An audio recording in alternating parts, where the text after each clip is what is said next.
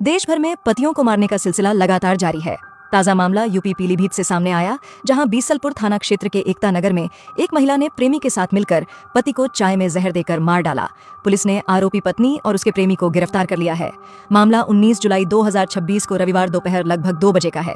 एकता नगर निवासी 35 वर्षीय रमाकांत मिश्रा का विवाह 14 साल पहले 33 वर्षीय रेणु से हुआ था। उनके 4 बच्चे हैं। सबसे बड़े बेटे की उम्र 12 साल है, जबकि सबसे छोटा महज 1.5 वर्ष का है। रेणु का शाहजहांपुर निवासी शिवम शुक्ला के साथ पिछले 2 साल से प्रेम प्रसंग चल रहा था। शिवम का रेणु के घर अक्सर आना जाना था। मृतक के पिता ने आरोप लगाया है कि प्रेमी शिवम शुक्ला ने रेणु को जहर लाकर दिया था। रविवार को रेणु ने चाय में जहर मिलाकर पति रमाकांत को पिला दिया। चाय पीने के बाद रमाकांत की हालत बिगड़ने लगी। परिजन उन्हें तत्काल उपचार के लिए मेडिकल कॉलेज ले गए, जहां इलाज के दौरान दम तोड़ दिया। पुलिस ने इस मामले में त्वरित कार्रवाई की है। आरोपी पत्नी और उसके प्रेमी को हिरासत में ले लिया गया है। मृतक के शव को पोस्टमार्टम के लिए भेज दिया गया है और आगे की कानूनी प्रक्रिया जारी है।